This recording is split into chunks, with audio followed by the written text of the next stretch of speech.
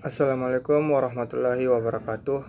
Perkenalkan, nama saya Muhammad Alif Al-Amin dari kelas PJKRE dengan NIM 203030150116. Di sini saya akan memberikan video pembelajaran tentang kesehatan lingkungan. Adapun pengertian kesehatan lingkungan secara umum. Kesehatan lingkungan merupakan suatu disiplin ilmu dan seni untuk memperoleh keseimbangan antara lingkungan dengan manusia, dan juga merupakan ilmu dan seni mengelola lingkungan agar bisa menciptakan kondisi lingkungan yang bersih, sehat, nyaman, dan aman serta terhindar dari berbagai macam penyakit. Sedangkan ilmu kesehatan lingkungan merupakan ilmu yang mempelajari hubungan suatu kelompok penduduk dengan berbagai macam perubahan yang terjadi di lingkungan mereka yang berpotensi mengganggu kesehatan masyarakat umum. Adapun pengertian kesehatan lingkungan menurut para ahli. Pertama, menurut Slamet Riyadi, ilmu kesehatan lingkungan ialah bagian integral dari ilmu kesehatan masyarakat yang khusus mempelajari dan menangani tentang hubungan manusia dengan lingkungannya untuk mencapai keseimbangan ekologi dan bertujuan untuk membina dan meningkatkan derajat maupun kehidupan sehat yang optimal. 2. Menurut HAKLI, yaitu Himpunan Ahli Kesehatan Lingkungan Indonesia, kesehatan lingkungan ialah suatu kondisi lingkungan yang dapat menopang keseimbangan ekologi yang dinamis antara manusia dengan lingkungannya untuk mendukung tercapainya kualitas hidup manusia yang sehat dan bahagia. Menurut WHO, kesehatan lingkungan ialah suatu keseimbangan ekologi yang harus tercipta di antara manusia dengan lingkungannya agar bisa menjadi keadaan sehat dari manusia. Adapun ruang lingkup kesehatan lingkungan menurut WHO. Menurut WHO, ruang lingkup kesehatan dibagi menjadi di antaranya yaitu 1. Penyediaan air minum, 2. Pengelolaan air buangan dan pengendalian pencemaran, 3. Pembuangan sampah padat, 4. Pengendalian vektor. Pengendalian vektor ialah segala macam usaha yang dilakukan untuk menurunkan atau mengurangi populasi vektor dengan maksud mencegah atau memberantas penyakit yang ditularkan vektor atau gangguan yang diakibatkan vektor. Pencegahan atau pengendalian pencemaran tanah oleh ekskreta manusia. Yang dimaksud ekskreta ialah seluruh zat yang tidak dipakai lagi oleh tubuh dan yang harus dikeluarkan dari dalam tubuh. Higien makanan termasuk juga susu. Pengendalian pencemaran udara, pengendalian radiasi, kesehatan kerja, pengendalian kebisingan. Perumahan dan pemukiman, aspek Kesling dan transportasi udara, perencanaan daerah dan perkotaan, pencegahan kecelakaan, rekreasi umum dan pariwisata, tindakan-tindakan sanitasi yang berhubungan dengan keadaan epidemik atau wabah, bencana alam dan migrasi penduduk, tindakan pencegahan yang diperlukan untuk menjamin lingkungan. Adapun ruang lingkup kesehatan lingkungan di Indonesia. Di Indonesia, ruang lingkup kesehatan lingkungan diterangkan dalam Pasal 22 Ayat 3 Undang-Undang Nomor 23 Tahun 1992. Ruang lingkup Kesling ada 8, yaitu 1. Penyehatan air dan udara, 2. Pengamanan limbah padat atau sampah, 3. Pengamanan limbah cair, 4. Pengamanan limbah gas, 5. Pengamanan radiasi, 6. Pengamanan kebisingan, 7. Pengamanan vektor penyakit, 8. Penyehatan dan pengamanan lainnya seperti keadaan pasca bencana. Adapun tujuan kesehatan lingkungan. Kesehatan lingkungan yang diantaranya yaitu melakukan korelasi memperkecil terjadinya bahaya dari lingkungan terhadap kesehatan serta kesejahteraan hidup manusia. untuk pencegahan dengan cara mengefisienkan pengaturan berbagai sumber lingkungan untuk meningkatkan kesehatan dan kesejahteraan hidup manusia serta mencegah dari bahaya penyakit. Adapun sasaran kesehatan lingkungan. Menurut pasal 22 ayat 2 Undang-Undang 23 tahun 1992, sasaran dari pelaksanaan kesehatan lingkungan adalah sebagai berikut. 1. Tempat umum atau hotel, terminal, pasar, pertokoan, dan usaha-usaha yang sejenis. 2. Lingkungan pemukiman atau rumah tinggal, asrama, dan yang sejenisnya. 3. Lingkungan kerja atau perkantoran, kawasan industri, dan yang sejenisnya. 4. Angkutan umum atau kendaraan darat, laut, dan udara yang digunakan untuk umum. 5. Lingkungan lainnya, misalkan yang bersifat khusus seperti lingkungan yang berada dalam keadaan darurat, bencana perpindahan penduduk secara besar-besaran, reaktor atau tempat yang bersifat khusus. Adapun masalah-masalah kesehatan lingkungan di Indonesia. Masalah kesehatan lingkungan merupakan masalah kompleks yang untuk mengatasinya dibutuhkan integrasi dari berbagai sektor terkait di Indonesia. Permasalahan dalam kesehatan lingkungan antara lain air bersih. Air bersih adalah air yang digunakan untuk keperluan sehari-hari yang kualitasnya memenuhi syarat kesehatan dan dapat diminum apabila telah dimasak. Air minum adalah air yang kualitasnya memenuhi syarat kesehatan dan dapat langsung diminum. Syarat-syarat kualitas air bersih diantaranya adalah sebagai berikut. Syarat fisik atau tidak berbau, tidak berasa, dan tidak berwarna.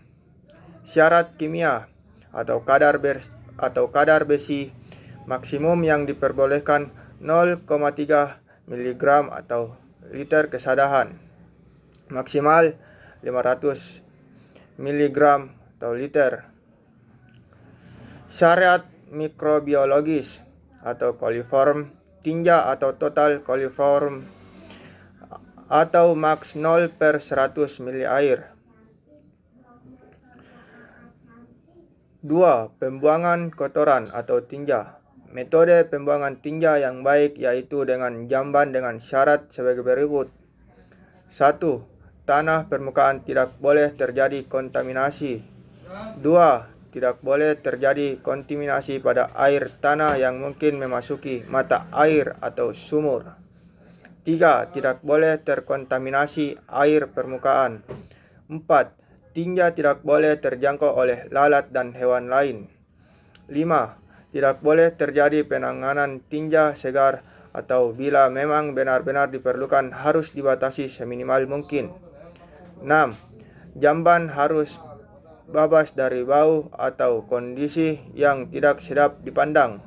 7.